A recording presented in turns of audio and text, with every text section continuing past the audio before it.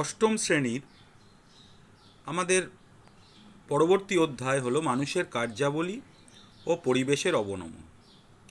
তো এখানে আমরা বিভিন্ন মানুষের কার্যাবলী দেখতে পাচ্ছি এই ছবিতে। কোথাও মানুষ ফসল ফলাচ্ছে, ফসল ফলানোর জন্য মাটিতে সার বা কীটনাশক দিচ্ছে। এই ছবিটাতে একটা নদীতে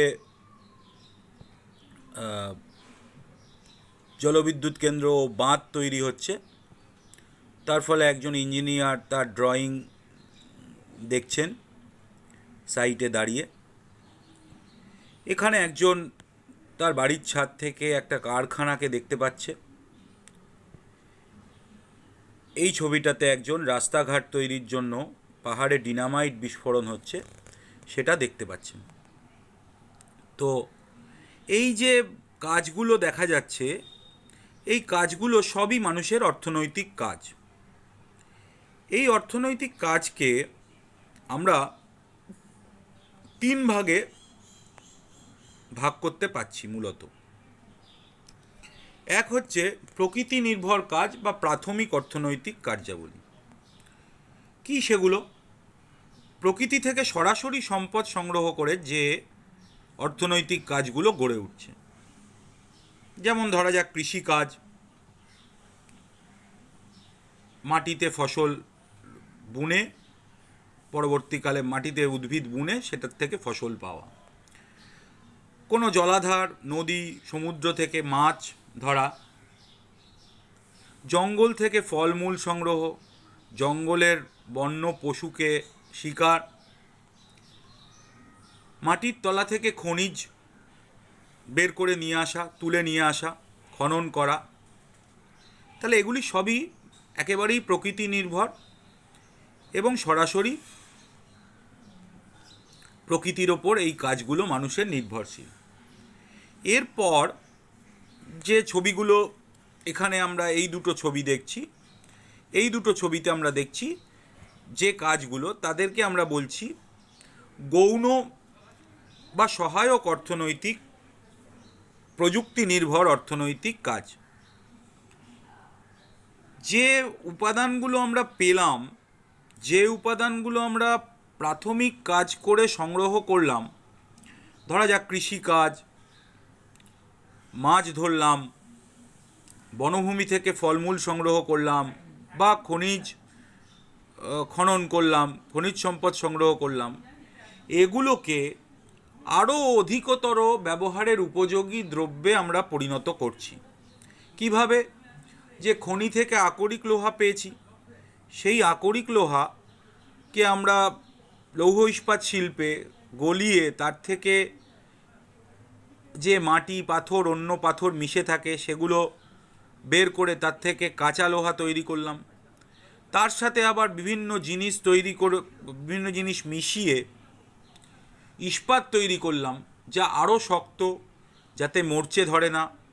আমাদের বিভিন্ন কাজে সে রেল ইঞ্জিন তৈরি করতে পারি, বাড়ির কোনো আসবাবপত্র তৈরি করতে পারি, বাড়ি খাবার থালা তৈরি করতে পারি সেই ইস্পাত দিয়ে, আরও ব্যবহারের অধিকতর উপযোগী করে তুললাম।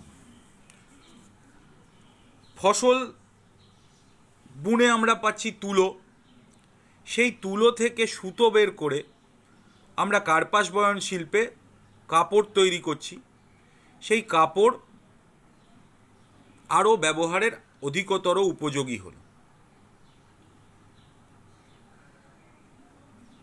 আখের চাষ করছি, আখের থেকে রস বার করছি, রস বার করে সেখান থেকে চিনি তৈরি করছি শর্করা শিল্পে বা চিনি শিল্পে, তাহলে সেটা আরও ব্যবহারের পক্ষে আরও উপযোগী হচ্ছে। তাহলে এগুলোকে আমরা বলতে পারি গৌণ বা সহায়ক অর্থনৈতিক কাজ। আরেক ধরনের কাজ আছে যাতে প্রত্যক্ষভাবে কোনো কিছু উৎপাদন হচ্ছে না, যেটা উৎপাদন হচ্ছে তা হলো সেবা বা পরিষেবা। যেমন ধরা যাক স্কুল কলেজ কোনো কিছু উৎপাদন করছে না, কিন্তু এখানকার মানুষও অর্থনৈতিক কাজের সঙ্গে যুক্ত। কি কাজ? সেটা হচ্ছে পরিষেবা প্রদান করা। শিক্ষা প্রদান করা। ধরা যাক ব্যাংক বা বিমা, ব্যাংকে যে কর্মী তিনি কিন্তু কোনো কিছু উৎপাদন করছেন না, তিনি তার গ্রাহকদের যেটা দিচ্ছেন সেটা হলো পরিষেবা। তাহলে এই পরিষেবা উৎপাদন, এটা আমাদের তৃতীয় ধরনের অর্থনৈতিক কাজ। তাহলে মানুষের যে অর্থনৈতিক কাজকে আমরা ভাগ করছি তা তিনটে। একটা হলো প্রাথমিক অর্থনৈতিক কাজ, একটা হলো প্রাইমারি অ্যাক্টিভিটি, চাষাবাদ, ফলমূল সংগ্রহ, খনিজ উত্তোলন, এগুলো এর অন্তর্গত। দ্বিতীয় সেকেন্ডারি অ্যাক্টিভিটি বা গৌণ কাজ, শিল্প, বিভিন্ন শিল্পতে এই কাজ করা হয়, বা বিদ্যুৎ উৎপাদন। আর লাস্ট হচ্ছে টার্সিয়ারি অ্যাক্টিভিটি বা পরিষেবামূলক ক্ষেত্র, যেখানে ব্যাংক, বিমা, শিক্ষা, পরিবহন, চিকিৎসা, এগুলো হচ্ছে এর অন্তর্গত। তো এই যে মানুষ বিভিন্ন কাজ করে চলেছে, তাহলে আমরা তাকে বিভিন্ন ভাগে ভাগ করতে পারছি। এই যে ভাগগুলো, এগুলোকে আমরা আবার ভালো করে দেখে নেব যে কি কি ভাগ এগুলো। যে প্রাথমিক অর্থনৈতিক কাজ, এবার দেখব যে দীর্ঘ এক ঐতিহাসিক বিবর্তনের মাধ্যমে মানুষের সভ্যতার অগ্রগতি ঘটেছে। মানুষ তার প্রাথমিক অর্থনৈতিক কাজ থেকে গৌণ অর্থনৈতিক কাজ হয়ে পরিষেবামূলক কাজের মধ্যে এসেছে। বহু যুগ আগে মানুষ মূলত পশু শিকার করত, ফলমূল সংগ্রহ করত, সম্পূর্ণ প্রকৃতি নির্ভর জীবনযাত্রা ছিল। এরপর সে আগুনের ব্যবহার শিখল, চাকার আবিষ্কার করল, একই জমিতে বারবার কি করে একই উদ্ভিদদের চাষ করা যায়, মানে ফসল উৎপাদন বা কৃষিকাজ শিখল। তো এই সময় গোটা বিশ্বে মানুষের সংখ্যাও ছিল কম, যেটুকু তারা এর জন্য পরিবেশের ক্ষতি করত সেটা স্বাভাবিকভাবেই পূরণ হয়ে যেত। এবার এরপর মানুষ আরও উন্নত হলো, তার নতুন নতুন আবিষ্কারের নেশা, তার আরও উন্নততর জীবন ধারণের আকাঙ্ক্ষা, জীবন ধারণের ইচ্ছা তাকে আরও অনেক নতুন নতুন জিনিস আবিষ্কার করালো। তো এর আগে এই যে এর ফলে মানুষ শিল্প গড়ে উঠল, প্রকৃতি থেকে যা পাচ্ছিল সেটাই তার কাছে যথেষ্ট মনে হলো না, সে লোহাকে ইস্পাতে পরিণত করলো, সে এক জায়গা থেকে আরেক জায়গায় যাওয়ার জন্য রেলপথ স্থাপন করলো, রেল ইঞ্জিন, রেলের বগি তৈরি করতে শুরু করলো, সমুদ্রপথে যাওয়ার জন্য জাহাজ, আকাশপথে যাওয়ার জন্য এরোপ্লেন তৈরি করলো। তো এর সঙ্গে তাল মিলিয়েই বাড়তে লাগলো জনসংখ্যা। তো এবার জনসংখ্যা যত বাড়লো তত মানুষের নতুন বসতির দরকার হলো। তার ফলে মানুষ জঙ্গল কাটতে শুরু করলো, ফাঁকা জায়গা যা ছিল সেখানে শহর নগর গড়ে উঠতে থাকলো। তো এর আগে অবধি যখন মানুষ কৃষিকাজ আবিষ্কার করেছে বা পশু শিকার, ফলমূল সংগ্রহের মাধ্যমে বেঁচে থাকতো, ততক্ষণ মানুষের এই অর্থনৈতিক কাজগুলোর মাধ্যমে যেটুকু পরিবেশের ক্ষতি হতো সেটুকু প্রকৃতি নিজেই সেটা পূরণ করে নিত। একে বলে হোমিওস্ট্যাটিক ব্যবস্থা। কিন্তু দেখা গেল অষ্টাদশ শতাব্দীতে শিল্প বিপ্লব যখন হলো, তখন থেকে শিল্প, বিদ্যুৎ উৎপাদন এসবের অভাবনীয় উন্নতি ঘটতে শুরু করলো। তখন থেকে জনসংখ্যার জন্য বাড়ার জন্য মানুষ অরণ্য ধ্বংস করলো, রাস্তাঘাট তৈরি করলো, নির্বিচারে ব্যবহার করতে শুরু করলো জল, মাটি, কয়লা, খনিজ তেল, লোহা, তামা, এই সমস্ত। এরপর এই সম্পদের মালিকানা নিয়ে যুদ্ধ বাঁধল। পৃথিবীর ওপর পারমাণবিক দু জায়গায়, জাপানের দু জায়গায় পারমাণবিক বোমা পড়ল। এই সমস্ত কারণে যে পরিবেশের ধ্বংস হচ্ছে তা আর প্রকৃতি নিজে পূরণ করতে পারছে না।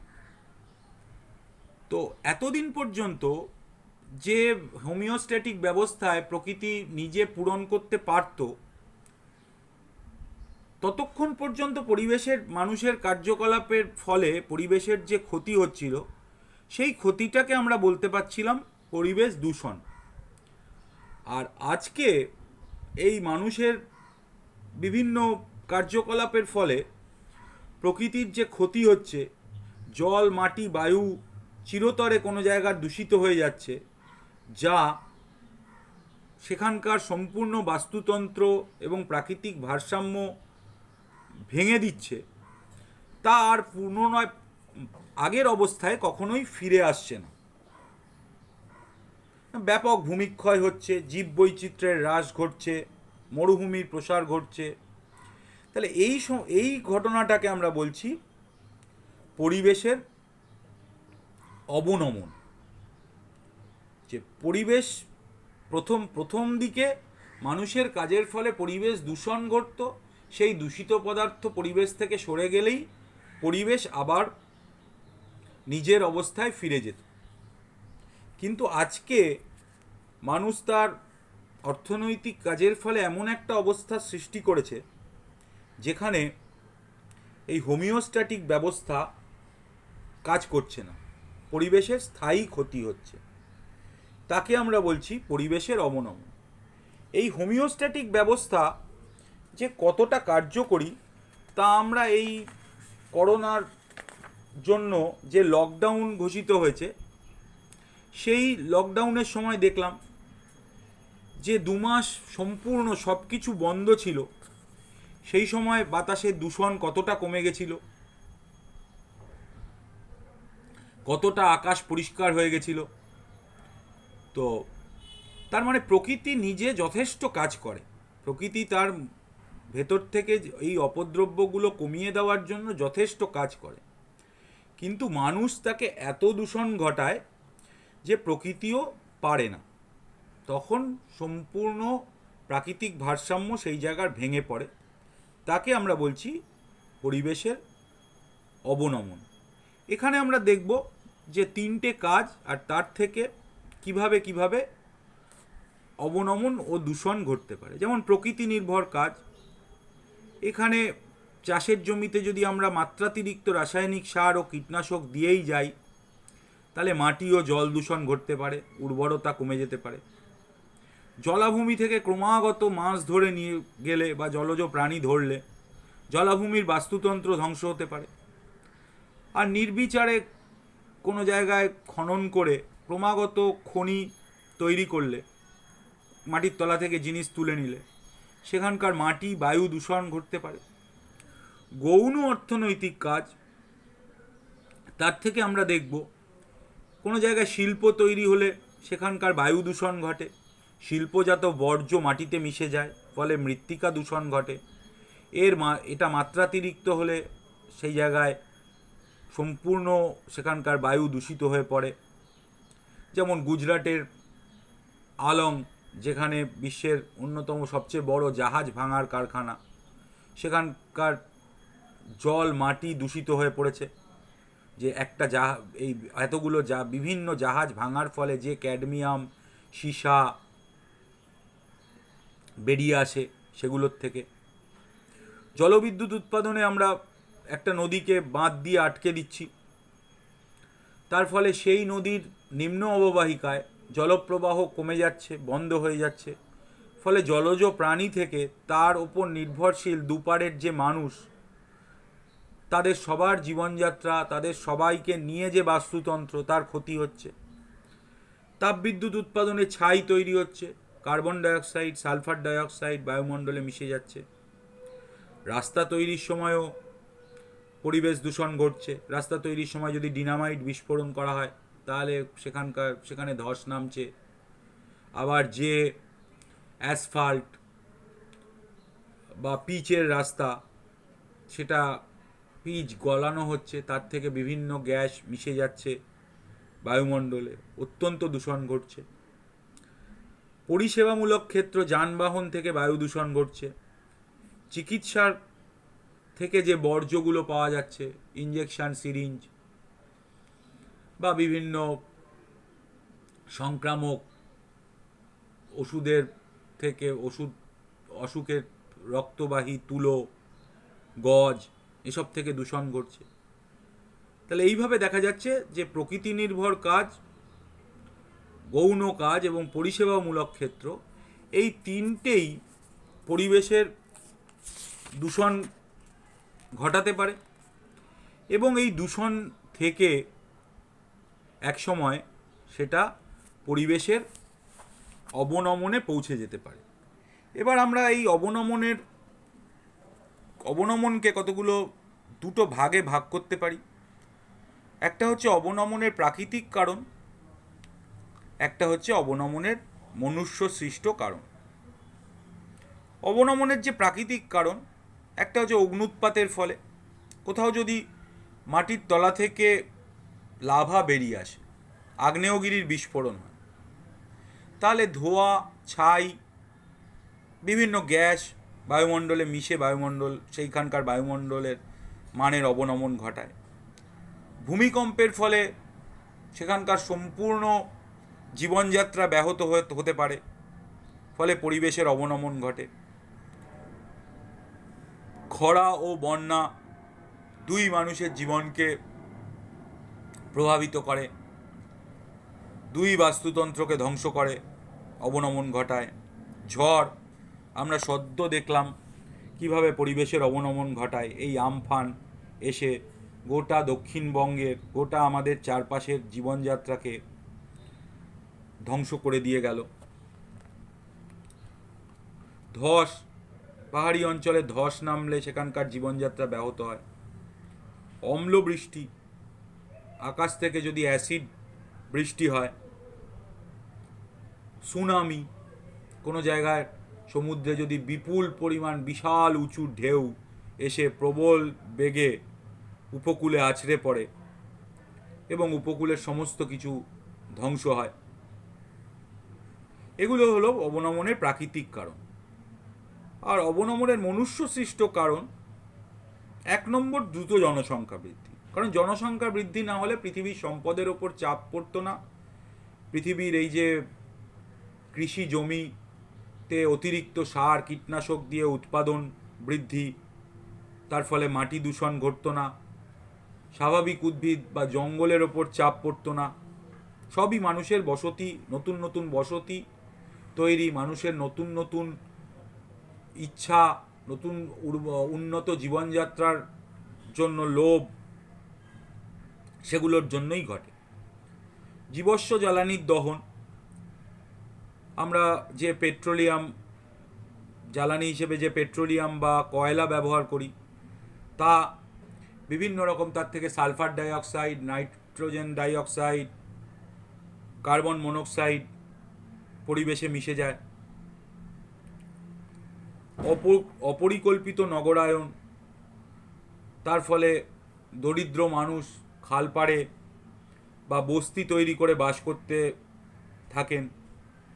অল্প জায়গায় অনেক মানুষ বাস করলে তাদের নিজেদের জীবনযাত্রা অত্যন্ত খারাপ হয়ে পড়ে। পানীয় জল সংকট, সম্পদ ব্যবহারের সংকট, এবং যার ফল সামগ্রিক পরিবেশের ওপর পড়ে। যুদ্ধ বিগ্রহ হলে ব্যাপকভাবে সম্পদহানি হয়। সন্ত্রাসবাদ বিভিন্ন জায়গায় বিস্ফোরণ ঘটিয়ে সম্পদ ধ্বংস করে, পরিবেশকে নষ্ট করে। কৃষিক্ষেত্রে কীটনাশক সার ব্যবহার একই কাজ করে। কোনো জায়গায় বাঁধ নির্মাণ করলে, ব্যাপকভাবে বৃক্ষ ছেদন করলে পরিবেশের ক্ষতি হয়। ব্যাপকভাবে আজকাল প্লাস্টিক ব্যবহার করা হয়, সেই প্লাস্টিকের কোনো পুনর্ব্যবহার হয় না, প্লাস্টিকজাত দ্রব্যকে যথার্থ ব্যবস্থাপনা হয় না, যেখানে সেখানে আমরা ফেলে দেই, ফলে আমাদের নিকাশি নালা বুজে যায়, সামুদ্রিক প্রাণী বা অন্য প্রাণী সেই প্লাস্টিক খেয়ে অনেক সময় মারা যায়। শিল্পজাত দূষণ, সরাসরি বিভিন্ন দূষিত পদার্থ মিশে যায়। আর হচ্ছে সম্পদের পরিকল্পনাহীন ব্যবহার। যে সম্পদের পরিকল্পনাহীন ব্যবহার মানে এমনভাবে সম্পদকে আমরা ব্যবহার করতে পারি যাতে আমাদের ভবিষ্যৎ প্রজন্মের জন্য সম্পদ থাকবে, তাকে বলে সাস্টেনেবল ইউজ। সেটা না করে আমরা যথেচ্ছভাবে গাছ কাটছি, যথেচ্ছ ভবিষ্যতের কথা না ভেবে বর্তমানে ভোগ করার জন্য যথেচ্ছভাবে পরিকল্পনা না করে বিভিন্ন সম্পদকে ব্যবহার করে চলেছি। তাহলে এই সমস্ত কারণে দেখা যাচ্ছে যে প্রথমে পরিবেশ দূষণ, তারপরে পরিবেশের স্থায়ী মানের হ্রাস বা পরিবেশের অবনমন ঘটে। আমাদের এখানে বইয়ে একটা চার্টের মাধ্যমেও এটা দেওয়া আছে যে কৃষি উৎপাদন বাড়াতে গেলে কিভাবে দূষণ ঘটে।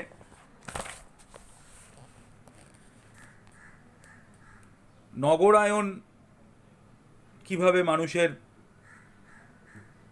অতিরিক্ত নগরায়ন কিভাবে পরিবেশ দূষণ ঘটায় এবং অবশেষে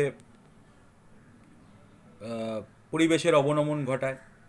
কোনো জায়গায় তাপবিদ্যুৎ কেন্দ্র গড়ে তুললে বিদ্যুৎ উৎপাদন কিভাবে গোটা জায়গাটার বাস্তুতন্ত্রর ক্ষতি করে এবং পরিবেশের অবনমন ঘটে। এবং কোনো নদীতে বাঁধ দিয়ে বন্যা নিয়ন্ত্রণ এবং জলসেচ করার জন্য বাঁধ দিলে সেই বাঁধ কী করে দীর্ঘকালীন সময়ে ওই নদীর গোটা অববাহিকা অঞ্চলের উদ্ভিদ, প্রাণী এবং মানুষের জীবনযাত্রার পক্ষে ক্ষতিকারক হয়ে দাঁড়ায়। এই 4টে উদাহরণের মাধ্যমে আমাদের টেক্সট বইয়েই এটা দেখানো আছে। তাহলে আমরা আজকে পড়লাম যে মানুষের অর্থনৈতিক কাজ কি, পরিবেশের দূষণ এবং অবনমন কি, এবং কীভাবে এই পরিবেশের দূষণ ও অবনমন ঘটে। এর পরের দিন আমরা পড়ব অবনমনের ফলাফল, পরিবেশের অবনমন ও ভারত, এবং পরিবেশের অবনমন ঠেকাতে সম্পদের সাস্টেনেবল ব্যবহার বা দীর্ঘস্থায়ী ব্যবহারের জন্য আমাদের কি করণীয়।